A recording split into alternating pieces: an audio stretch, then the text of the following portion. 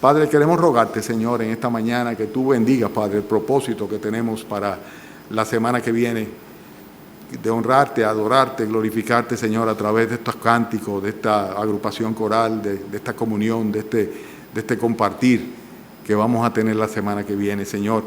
En tu nombre, para ti, Señor, recordando, Padre, tu misericordia, Señor, la luz que nos alumbró cuando tú viniste, Señor, a rescatar esta humanidad perdida, de la cual nosotros hemos sido, Señor, beneficiados. Queremos pedirte, Padre, que tú bendiga a los hermanos del coro Arpa Evangélica, al grupo de cámara, de orquesta de cámara que la acompañe, Señor, que permita que no haya ningún tropiezo, que no se nos vaya la luz, Señor, que podamos, Señor, aprovecharlo, traer invitados, que podamos, Señor, predicarle el Evangelio esa noche a los invitados, que tu palabra sea eficaz, Señor, que no solamente nuestros oídos, sino nuestros corazones, Señor, te exalten por toda tu misericordia, Señor. Queremos también, Padre, presentarte el propósito que tenemos de traer regalos, Señor, para esta iglesia y colegio de allá de los Brujanes, Señor, estos niños, para que nos lo recuerde, Señor, y podamos hacerlo, Padre. Pero también queremos, Señor, presentarte a Maya y a Eddie Jesús y su familia, Señor, dándote gracias por su consagración, por su llamado al pastorado, Señor, pidiéndote, Padre, que tú le confirmes cada día más, Señor. Te rogamos también, Señor nuestro, que tú bendigas este tiempo especial en el cual vamos a abrir tu palabra, Señor, para predicarla. Te pedimos, Padre, que tu Santo Espíritu haga lo que humanamente no podemos, Señor. Y lo hacemos en el nombre de Cristo Jesús. Amén. Hermanos, vamos a Juan, primera de Juan.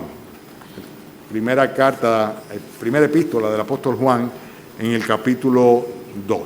Primera epístola del apóstol Juan, capítulo 2. Recuérdense que ahí es donde nos quedamos. Primera de Juan, capítulo 2. Yo voy a leer desde un poquitito antes, desde el versículo 5 del capítulo 1, y vamos a llegar hasta el versículo 11 del capítulo 2. ¿Alguno necesita una Biblia? ¿No? Ok, pues ahí vamos. Primera de Juan, capítulo 1, versículo 5. Este es el mensaje que hemos oído de él y os anunciamos. Dios es luz y no hay ninguna tinieblas en él. Si decimos que tenemos comunión con él y andamos en tinieblas, mentimos y no practicamos la verdad. Pero si andamos en luz, como él está en luz, tenemos comunión unos con otros. Y la sangre de su Hijo Jesucristo, de su Hijo, nos limpia de todo pecado. Si decimos que no hemos pecado, nos engañamos a nosotros mismos y la verdad no está en nosotros. Si confesamos nuestros pecados, él es fiel y justo para perdonar nuestros pecados y limpiarnos de toda maldad. Si decimos que no hemos pecado, le hacemos a él mentiroso y su palabra no está en nosotros.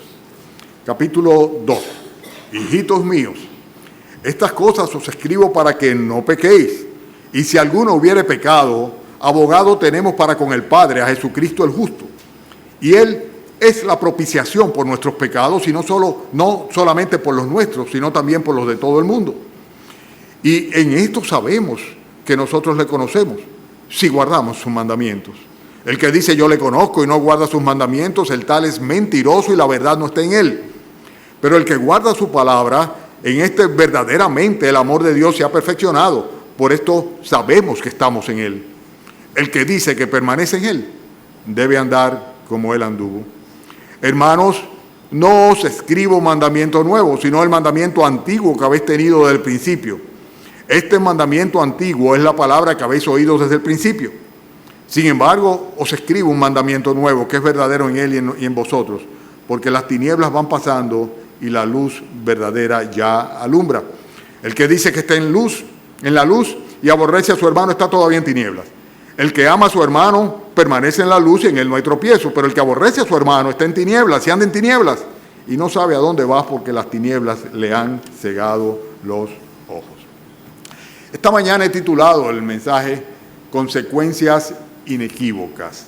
Recuérdense que de lo que se trata es que tanto el docetismo como el gnosticismo fueron dos doctrinas emergentes en el primer siglo de la era cristiana, y ya al final el apóstol Juan fue el más anciano de todos los apóstoles, ¿verdad? Pues él se vio en la necesidad de escribir a la comunidad cristiana haciendo la advertencia en cuanto a estas herejías, que eran herejías realmente pervertidoras. Fundamentalmente lo que profesaban ellos era el hecho de que no había ningún problema con tu poder vivir una vida divorciada de los dogmas morales del Evangelio, porque sencillamente lo que tenía que ver con el espíritu no tenía que ver con la carne, eran dos cosas diferentes.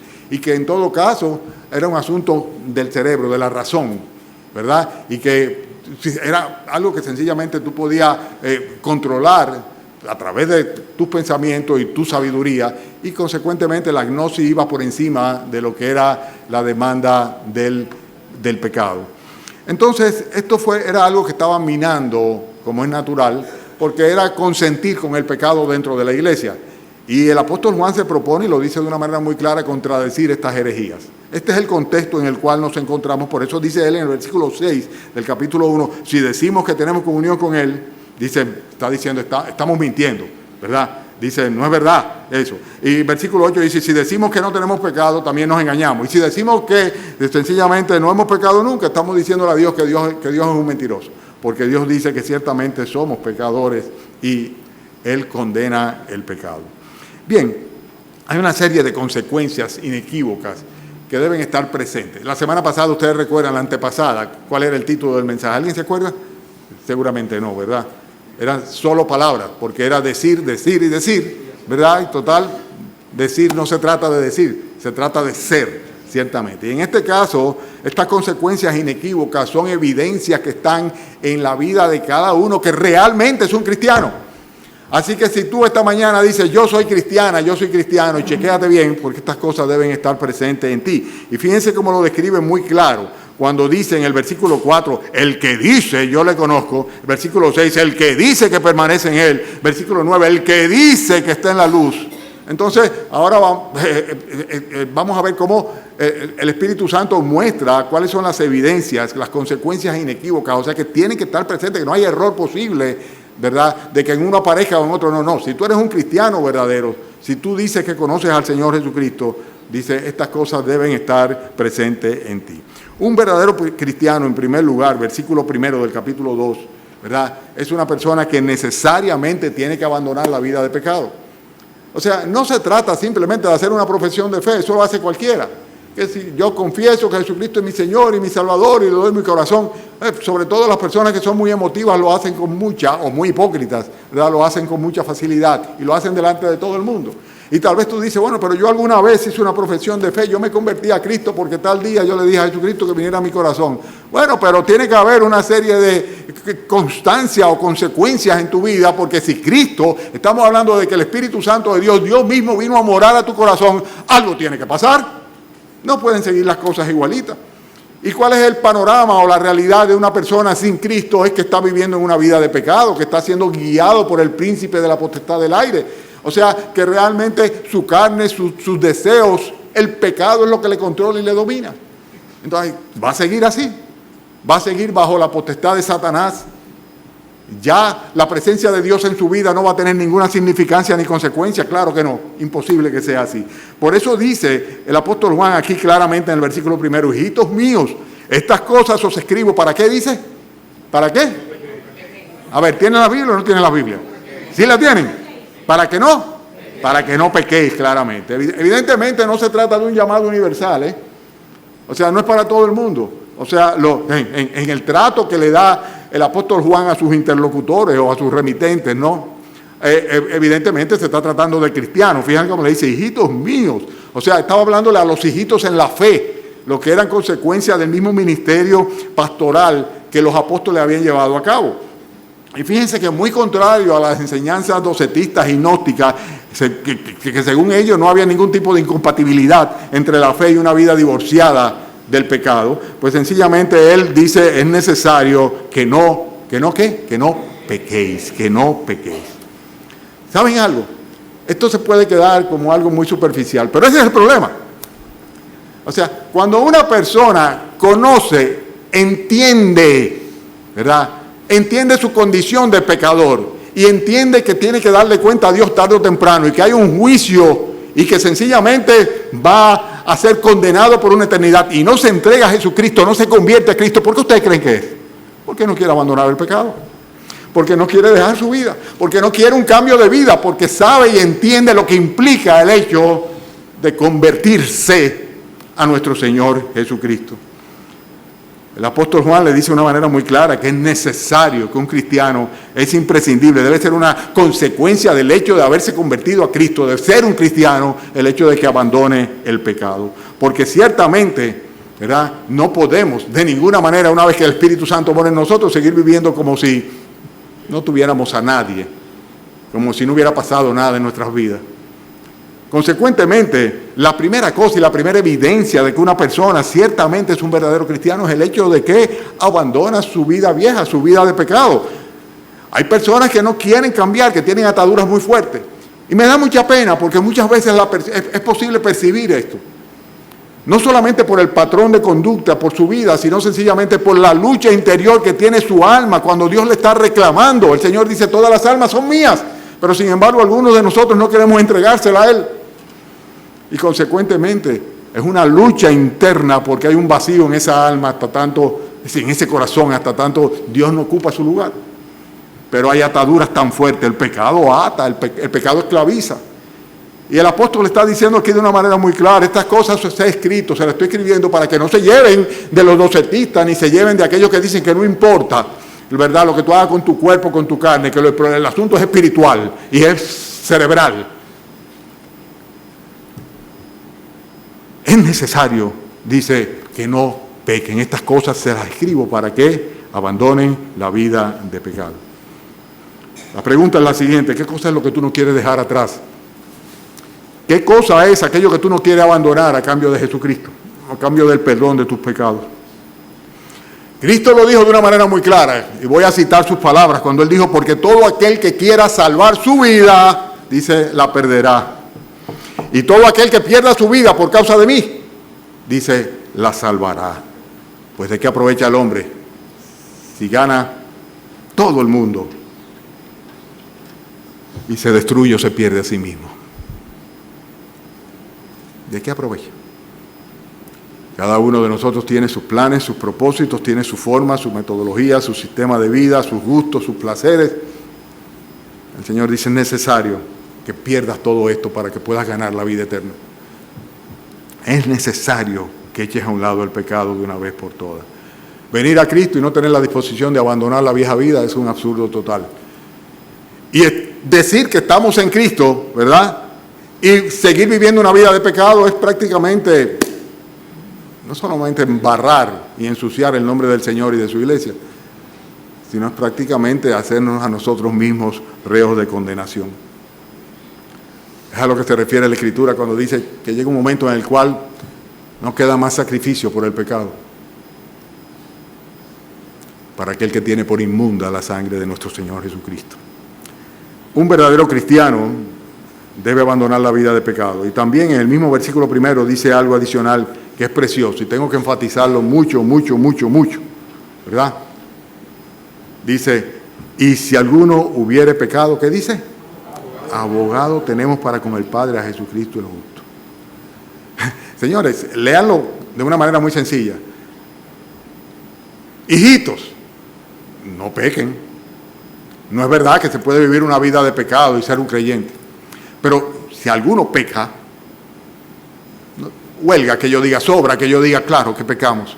Pero una cosa es pecar y otra cosa es vivir una vida de pecado o continuar nuestra vida de pecado.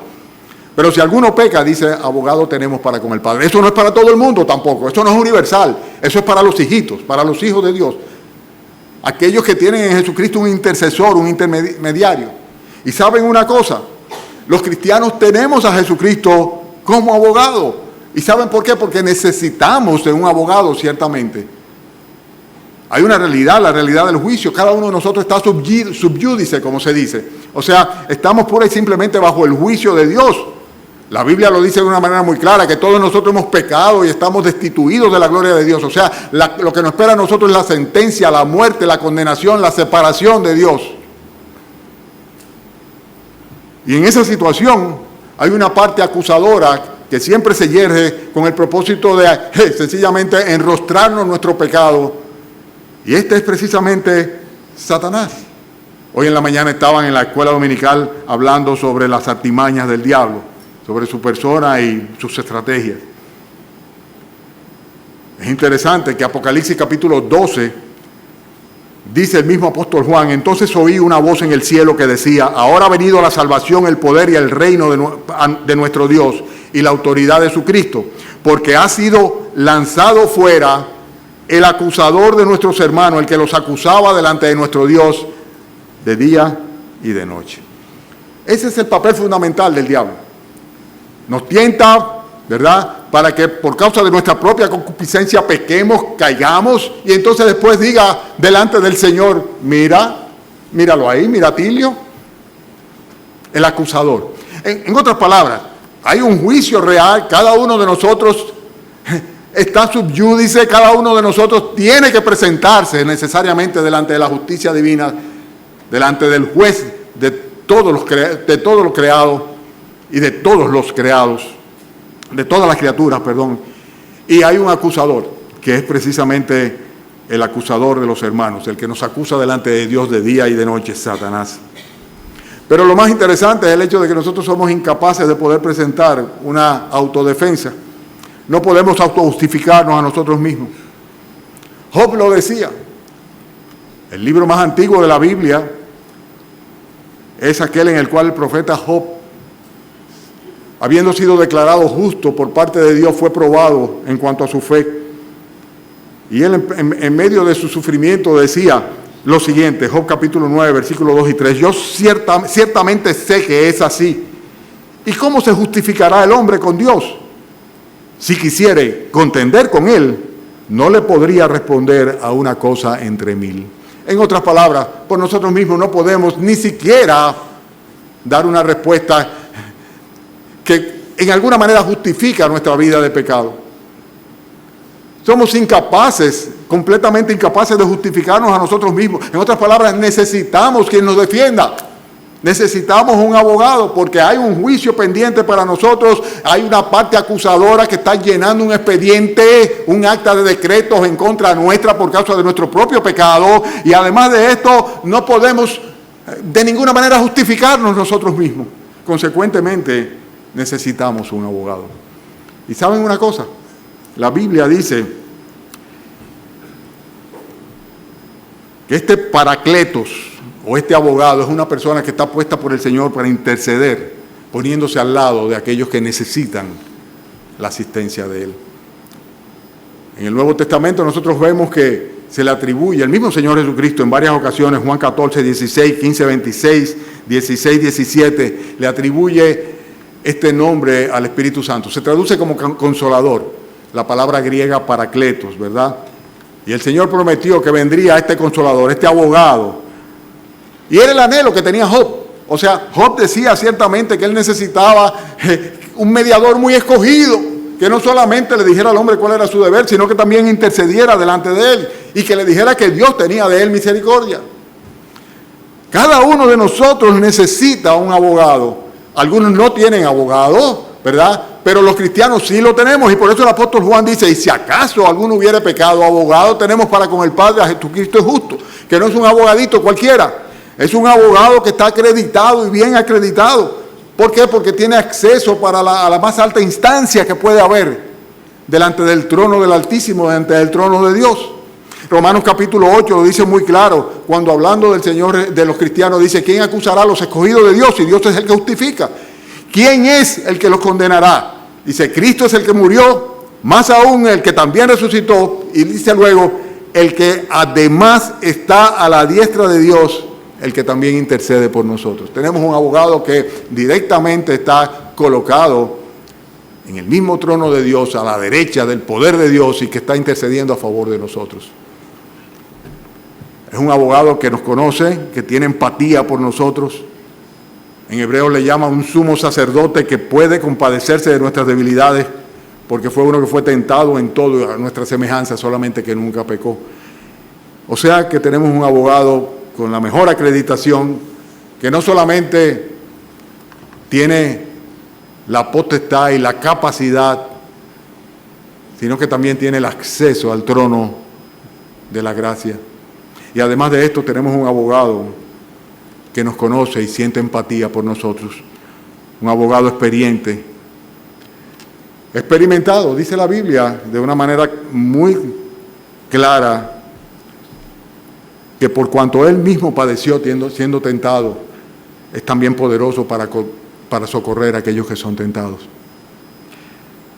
Ese es el abogado que nosotros tenemos, un abogado que tiene experiencia, un abogado que sin lugar a duda va a tener ganancia de causa. Pero para eso es necesario que nosotros seamos del Señor, ciertamente.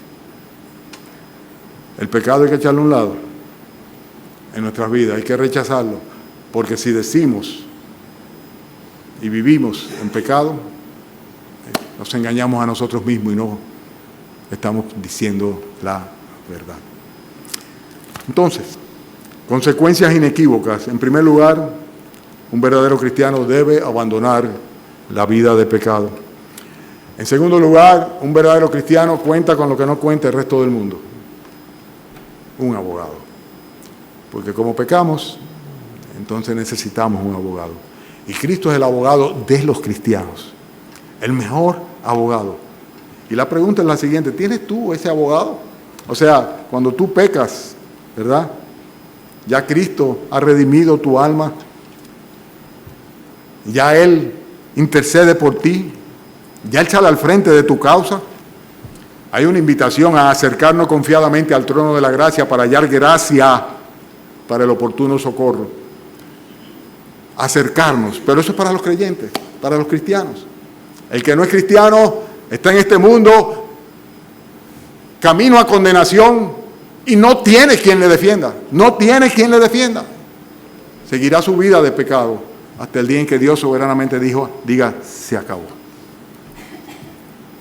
En tercer lugar, un verdadero cristiano, versículo 2, es aquel en el cual Jesucristo ha sido hecho la propiciación por sus pecados. Lo leen, versículo 2. Dice, y Él es la propiciación por nuestros pecados, y no solamente por los nuestros, sino por los de todo el mundo. Pero pastor, usted está diciendo que es solamente para los cristianos. Y aquí dice que no solamente es propiciación para nuestros pecados, sino para todo el mundo. No hay contradicción ninguna. No hay ninguna contradicción, absolutamente no hay ninguna contradicción. No hay otra opción. Para el mundo entero no hay nada que pueda satisfacer la justicia divina, que de eso es que se trata la propiciación. No tiene que ver con nosotros, tiene que ver con Dios. Y lo único que puede satisfacer la justicia divina es la sangre preciosa derramada por el Hijo de Dios en el Calvario. Y es asequible a todo el mundo. En 1 Timoteo capítulo 4 lo expresa muy claramente cuando dice que Él es el Salvador de todos los hombres. Dice, pero mayormente de los que creen. Enfatizando, ciertamente la salvación está disponible para toda la humanidad. La propiciación, el sacrificio ya ha sido hecho, ya Cristo fue sacrificado por los pecadores. Pero ciertamente se cumple en aquel que por la fe le recibe, solamente por la fe en su nombre. Fíjense, en el Antiguo Testamento el propiciatorio era el lugar o la etapa aquella en la cual se realizaba el encuentro entre un Dios justo y una humanidad pecadora, por así decirlo. Recuérdense que dentro del arca estaba, ¿se recuerdan qué? Las tablas de la ley, ¿verdad? O sea, la ley que había sido quebrantada, las tablas de la ley, la voluntad de Dios, los mandamientos de Dios. Y arriba del arca estaban que dos querubines que eran parte de la misma arca, ¿verdad? Fundidos en la tapa del arca, que simbolizaban la santidad de Dios y la visión de Dios hacia una ley quebrantada. ¿Qué hacían los pecadores? Los pecadores arrepentidos, buscando en el día de la expiación el favor de Dios, pues traían sus ofrendas. Y una vez al año el sumo sacerdote derramaba la sangre de un cordero y la ponía sobre la tapa en el medio de la visión, por así decirlo, entre los querubines y la ley quebrantada de Dios. En otras palabras, ocultaba de los ojos de Dios los pecados de una humanidad que había quebrantado su ley. Es todo un simbolismo que hay alrededor de todo esto. La tapa del arca, gilasterión.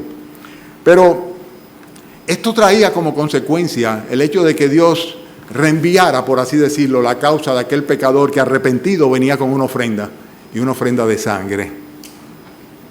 Todo esto es un tipo de lo que habría de hacer nuestro Señor Jesucristo. Él habría de derramar su sangre, sin lugar a duda, satisfaciendo la justicia divina y trayendo con ello redención al pecador arrepentido. Pero es necesario que haya derramamiento de sangre. La Biblia dice que sin derramamiento de sangre no hay remisión del pecado. Y Jesucristo viene y derrama su sangre en propiciación por nuestros pecados. O sea, para satisfacer la ira de Dios sobre el pecador que ha violentado su voluntad, que ha quebrantado su ley. Y eso es precisamente lo que hace el Señor Jesucristo. Romanos 3 lo dice de una manera muy clara. Si quieren, búsquenlo, versículo 23. Voy a esperar que lo busquen en este caso. Cuando habla precisamente de cómo hemos sido redimidos por el sacrificio de nuestro Señor Jesucristo. Búsquenlo y enséñenselo a su vecino también si no tienen Biblia. Porque de eso es que se trata cuando dice Él es la propiciación por nuestros pecados. Romanos 3, versículo 23 dice, por cuanto todos pecaron, ¿lo tienen? ¿Y están cómo? O sea, no van para el cielo. ¿Y quiénes son todos? La humanidad completa. Tú y yo estamos incluidos ahí. Pero dice que esta humanidad puede ser justificada gratuitamente, gratis, por su gracia, por su favor. Y dice cómo. Dice, mediante la redención que es en Cristo Jesús, a quien Dios, ¿lo tienen? Versículo 25, puso como ¿qué? Como propiciación, ¿por medio de qué? Es un asunto de fe, sin lugar a duda. Claro, hay que creerlo, ¿verdad? Por medio de la fe en su sangre derramada, para manifestar su justicia a causa de haber pasado por alto en su paciencia los pecados pasados. ¿Saben qué? Cristo derrama su sangre y Él con su sangre derramada hace que el Señor ya no vea nuestro pecado. Él nos redime de nuestra culpa. Él borra nuestras rebeliones. Él hace que Dios sea propicio al pecador. En otras palabras, que Dios se sienta satisfecho con que su justicia ha sido cumplida. ¿En quién? En Cristo.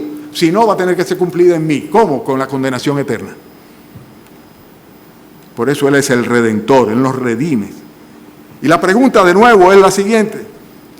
Juan dice que en esto consiste el amor. Primera de Juan, capítulo 4, y mismo versículo 10. No en que nosotros hayamos amado a Dios, sino en que Él nos amó a nosotros y envió a su Hijo en propiciación por nuestros pecados. Él envió a su Hijo en propiciación por nuestros pecados. Él envió a su Hijo en propiciación por nuestros pecados. Y la pregunta es, ¿Jesucristo es la propiciación por tus pecados? Su sangre derramada en el Calvario ha lavado tus pecados, ha ocultado de la ira de un Dios justo tus pecados, de un Dios santo tus pecados. Ha sido satisfecha la justicia divina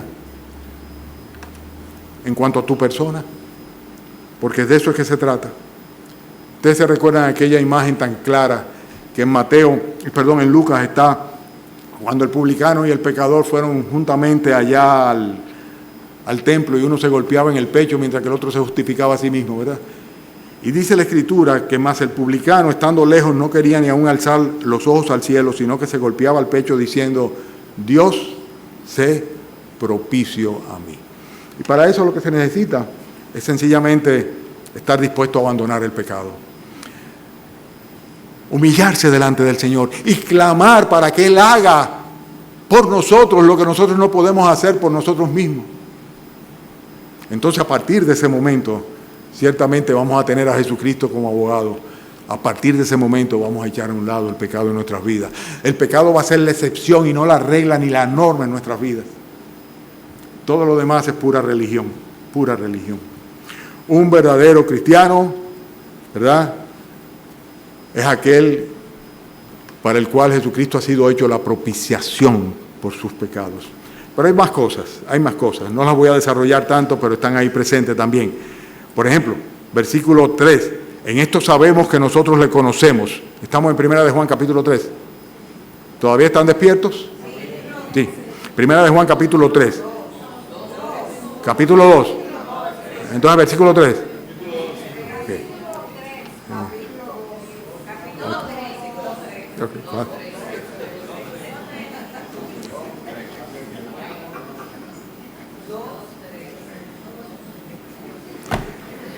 En esto sabemos que nosotros le conocemos, si guardamos su mandamiento. Y ahí viene el primero, el que dice, ¿verdad? El que dice yo le conozco y no guarda su mandamiento, el tal es mentiroso y la verdad que no está en él. Un verdadero cristiano guarda los mandamientos de Dios, guarda la palabra de Dios. Ay, la expresión del Señor, cuando dijo, ¿por qué me llamáis Señor, Señor, si no hacéis lo que yo digo? Ay, que el Señor Jesucristo, ay, que Jesús, ay, que el Papa Dios, ay, que...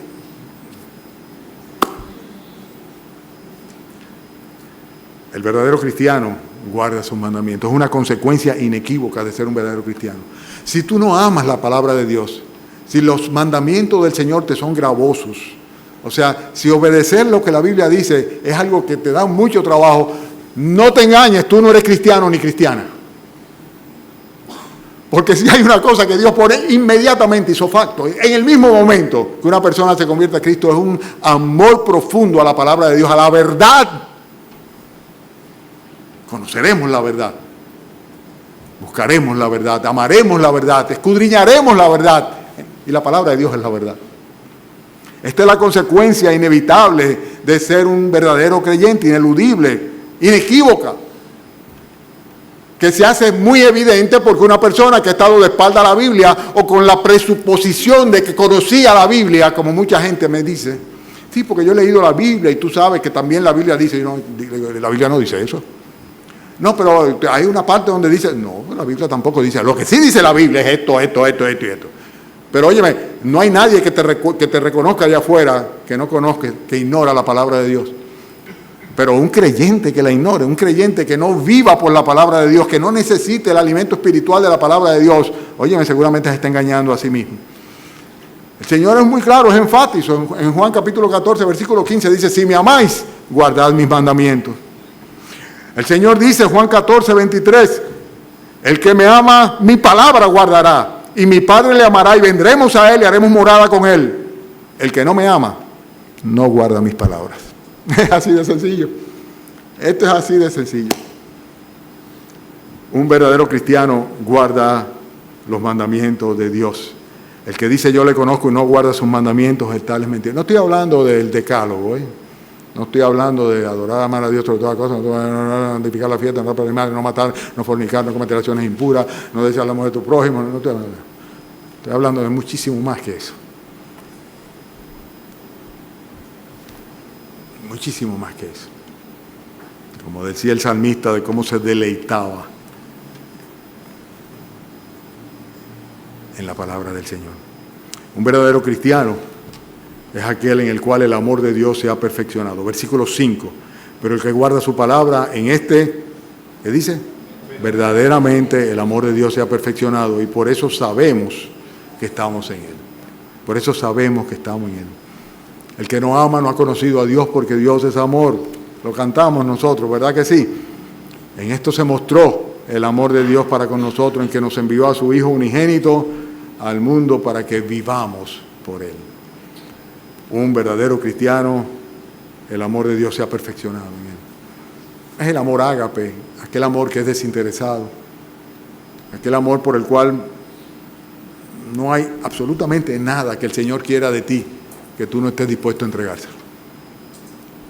Hoy día es muy común tú encontrarte, se ha vuelto una cosa tan común que el día, por cierto que no hice referencia a ello, pero ustedes saben, bueno, todos lo sabemos, ¿verdad? Que falleció el esposo de nuestra hermana Fanny, ¿verdad?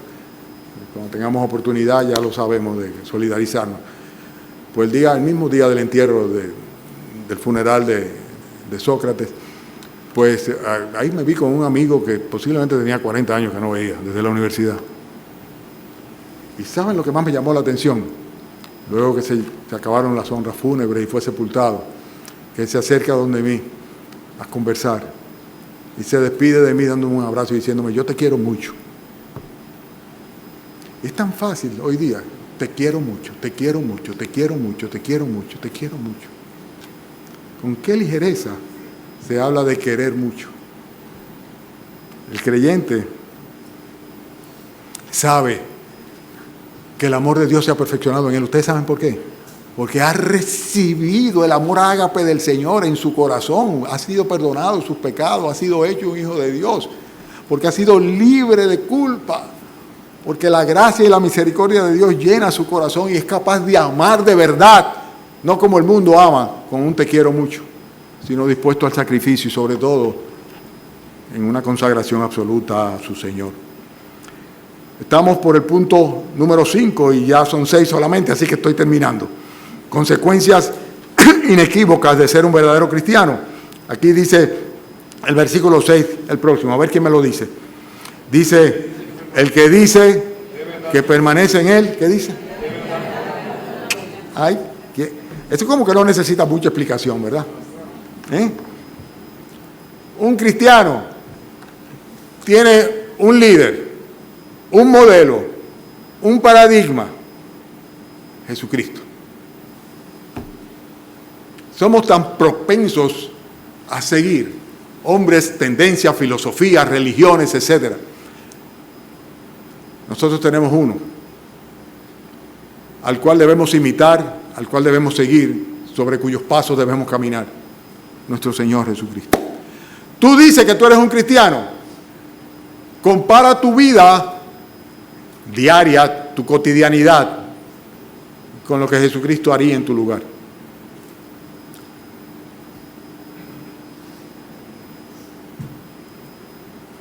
Porque dice acá que el verdadero creyente debe andar como él anduvo.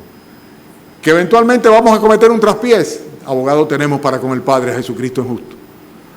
Pero si en el propósito más profundo y más genuino de nuestro corazón, en la intención más genuina, original o originaria de nuestro corazón, no tenemos el deseo ciertamente de seguir el estándar de Dios y el modelo que Jesucristo nos ha ofrecido con su propia vida de sacrificio, pues sencillamente estamos mal, estamos muy mal.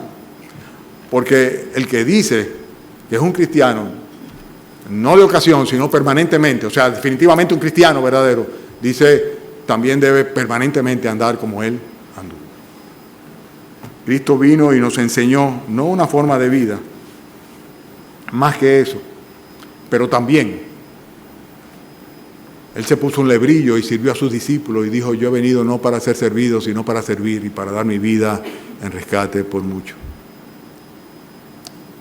Esto echa a un lado el egoísmo de una manera total, absolutamente. Un verdadero cristiano, finalmente, versículo 9 hasta el 11, habla sobre un solo tema, que es una persona que ama a los hermanos en la fe. El que dice que está en luz y aborrece a su hermano, ¿qué dice? ¿Qué vas? Ese no está en ninguna luz. Versículo 9, ¿lo tienen? Sí. Versículo 10. El que ama a su hermano permanece en la luz, en él no hay tropiezo. Pero el que aborrece a su hermano está en tinieblas y anda en tinieblas y no sabe a dónde va porque las tinieblas le han cegado a los ojos. Bueno, cuando hablamos de hermanos, ¿de qué está hablando? De los que son de Cristo. Sin lugar a duda. Si quisiéramos extenderlo a un contexto más grande, pues seguramente seríamos unos hipócritas diciendo, yo amo la humanidad. Sí, está bien, muy bien, qué bonito, sí, está bien, perfecto. Pero ¿saben una cosa? Es lo más natural que si somos hijos de un mismo padre y parte de una misma familia, haya un amor entre nosotros, un amor que trascienda las circunstancias. Y precisamente eso es lo que hace el Señor cuando perfecciona su amor en nosotros, derrama su amor a nuestros corazones. El Espíritu Santo lo hace presente, una realidad, y nos da la capacidad de amar con el amor ágape del Señor a los demás y en particular a los que son de Dios. El mismo apóstol Juan, un poquito más adelante en el capítulo 4, dice, si alguno dice yo amo a Dios y aborrece a su hermano, es mentiroso, pues el que no ama a su hermano, a quien ha visto, ¿cómo puede amar a Dios a quien no ha visto? Si tú eres un verdadero creyente, si eres una hija de Dios y no tienes, ¿verdad?, un afecto fraternal no fingido, genuino, un sentimiento favorable para con el resto del pueblo de Dios y en particular con los que tienes más cerca de ti, pues sencillamente cuestiónate. Y si dices que lo tienes, ¿dónde están las evidencias? ¿Hasta dónde estás tú siguiendo los pasos del Señor Jesucristo? Preocupado, atento, proveyendo, cuidando, guardando, intercediendo por tus hermanos. Eso es lo que es una iglesia. Eso es lo que es una iglesia. Hermanos, voy a concluir de una manera muy sencilla, haciendo el resumen. El apóstol Juan está contradiciendo las enseñanzas heréticas y está diciendo, no se trata simplemente de en tu mente, ¿verdad?, tú decir que tú eres un cristiano. Y no se trata de ninguna manera de que cabe la posibilidad de que haya compatibilidad entre una vida impía de pecaminosidad y una fe genuina, sino que muy por el contrario. Un verdadero cristiano tiene que abandonar la vida de pecado. Un verdadero cristiano tiene que abandonar la vida de pecado. Y en la circunstancia en la que peque, tiene un privilegio muy particular, que su intercesor, su abogado, es aquel que tiene acceso al trono de Dios, nuestro Señor Jesucristo. Él, además de esto, ya ha pagado por sus culpas, ha satisfecho la ira de Dios y, consecuentemente, debe evidenciar su fe guardando sus mandamientos y siguiendo a Jesucristo, haciendo evidente el amor de Dios en su corazón y proyectando ese amor hacia sus hermanos. Esto es una especie como de resumen, parafraseada de los puntos que hemos visto en esta mañana. ¿Alguien dice amén? Amén. Amén. Ahora la pregunta, ¿soy yo un verdadero cristiano o me estoy engañando a mí mismo?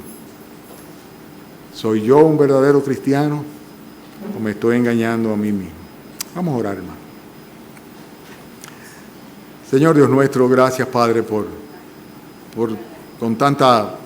con tanta claridad, Señor, mostrarnos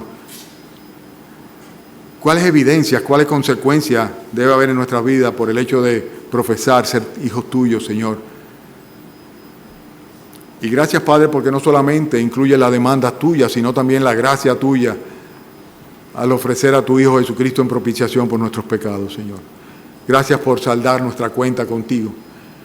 Gracias, Señor, también por no dejarnos solos, Señor, tú consciente de nuestras debilidades y permitir que tu Hijo Jesucristo siga intercediendo por nosotros, Señor, allá en el trono de gloria donde estás al lado tuyo.